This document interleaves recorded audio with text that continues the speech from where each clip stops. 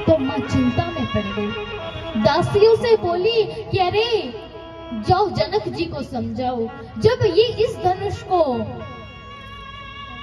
इतने महान, इतने वीर राजा नहीं तोड़ पाए, तो यह बालक इसे कैसे उठा पाएगा। दासियों ने समझाया, कहा मां आप सोच कर देखिए, मंत्र छोटा सा होता है, वो मंत्र देवताओं को अपने वश में कर लेता है, उसे कोई छोटा कहता है क्या। चंद्रमा, सूर्य सारे अंधकार को दूर कर लेता है, उसे कोई छोटा कहता है क्या। पहले आप देखिए फिर बोले। भगवान नीचे धनुष के पास आते हैं, सभी को प्रणाम करते हैं। सबसे पहले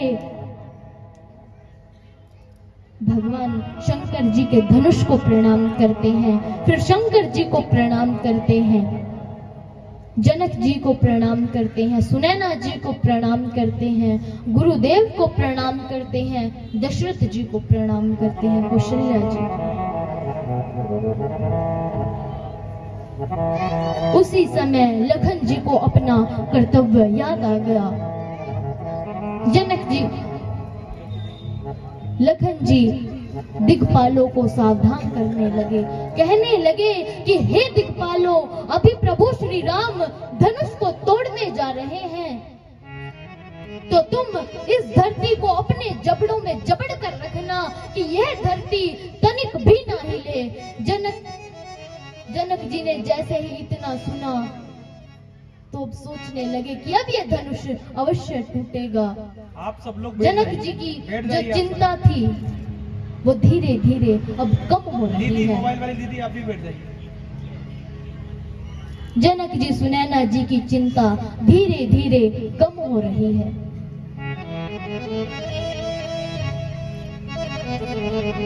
जैसे ही प्रभु श्री राम ने ऊपर देखा,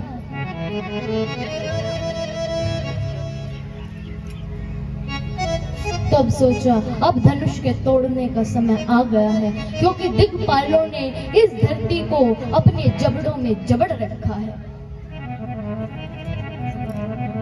जैसे ही प्रभु श्री राम ने धनुष को उठाया और धनुष के बीच से दो खंड किए, तो उसी समय इतना अलौकिक तेज हुआ कि सभी के नेत्र बंद हो गए।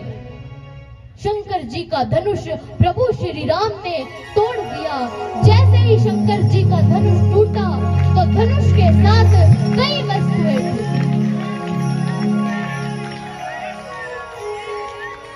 धनुष के साथ कई वस्तुएं टूटी।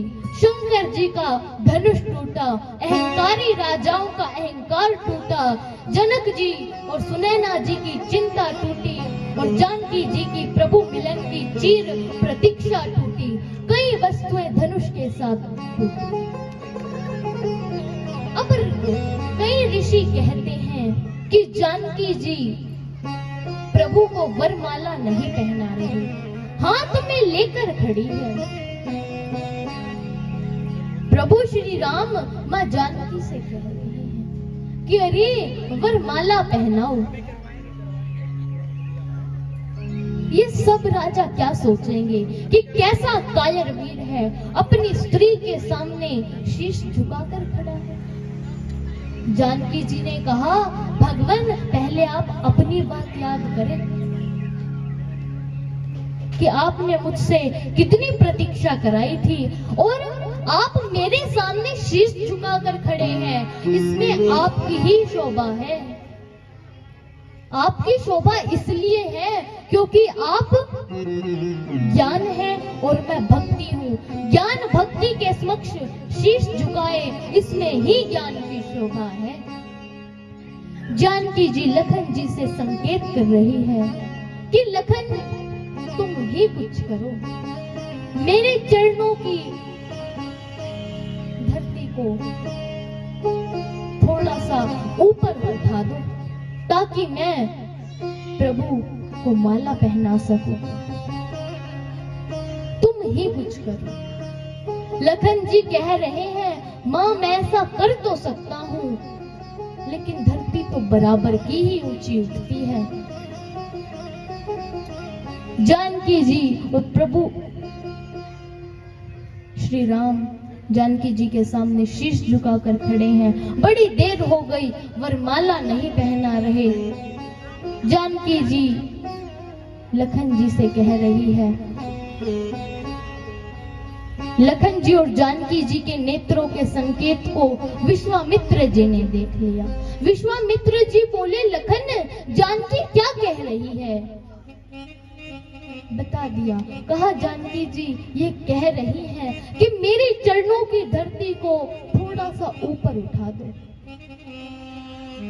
विश्वामित्र जी बोले, फिर उठा दो ना, क्यों देर कर रहे हैं?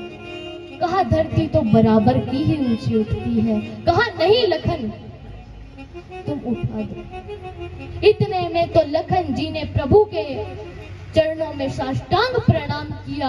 बहुत देर तक चरणों में ही साष्टांग प्रणाम करते रहे, ऊपर ही नहीं उठे। जैसे ही लखन जी को उठाने के लिए प्रभु श्री राम नीचे झुके, उसी समय जानकी जी को अवसर मिल गया।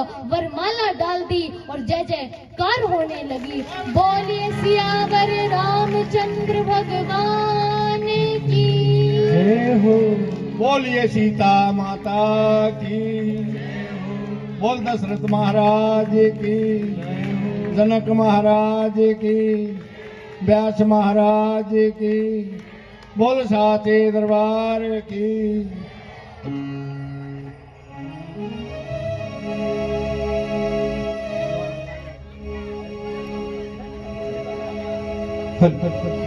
हेरी सखी मंगल गावोरी, धरती अंबर सजाओरी। हेरी सखी मंगल गावोरी, धरती अंबर सजाओरी। उतरेगी आज